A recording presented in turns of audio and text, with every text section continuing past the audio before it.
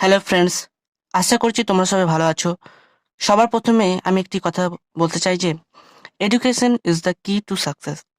সফল হতে গেলে আমাদেরকে শিক্ষিত হতে হবে।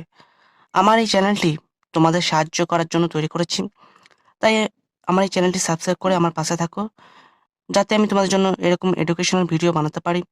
আজকে যে বিষয়টি আমরা শিখবো তা হলো figure of speech. Figure of speech figure of স্পিচকে বাংলায় বলা হয় ভাষার অলংকার।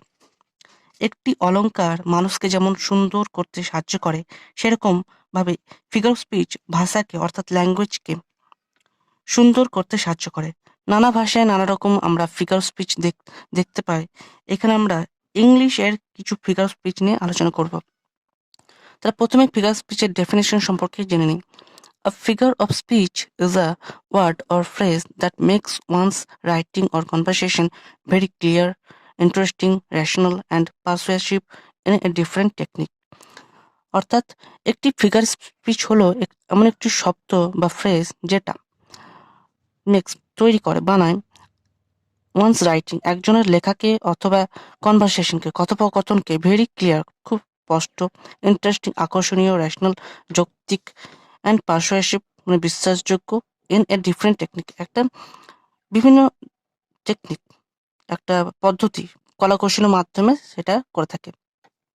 এক্সাম্পল দেখি তাহলে আমরা বুঝতে পারবো। It has been raining cats and dogs. এই যে সেন্টেন্সটা আমরা দেখতে পাচ্ছি, এখানে একটি ফিগার অফ স্পিচের ব্যবহার করা হয়েছে, ক্যাটস অ্যান্ড ডগস।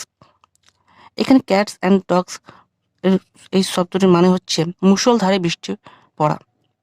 এখানে ক্যাটস অ্যান্ড ডগস এই শব্দটি হচ্ছে একটি ইডিয়ম। আমরা এখানে যে টপ 15 ফিগার অফ স্পিচ নিয়ে আলোচনা করব, এর মধ্যে ইডিয়মটি এখানে নেই।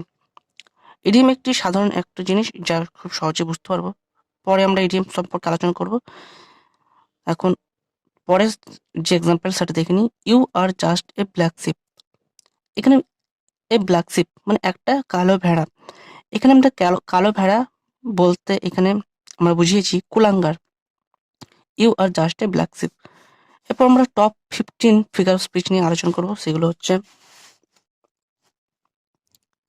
সিমিলি, 1 নম্বর সিমিলি, 2 নম্বর মেটাফর, 3 নম্বর হচ্ছে পার্সনিফিকেশন, 4 নম্বর ক্লাইম্যাক্স, 5 নম্বর অ্যান্টি ক্লাইম্যাক্স, 6 নম্বর পান, 7 নম্বর আইরনি, 8 নম্বর প্যারাডক্স, 9 নম্বর হচ্ছে মেটোনিমি, 10 নম্বর হচ্ছে সেনেকডকি, 11 নম্বর হচ্ছে ওনোম্যাটোপিয়া, 12 নম্বর হচ্ছে অ্যালিটারেশন, 13 নম্বর হচ্ছে হাইপারবোল, 14 নম্বর হচ্ছে অ্যাপোস্ট্রফি, আর 15 নম্বর যেটা হচ্ছে সেটা হচ্ছে অ্যানাফোরা।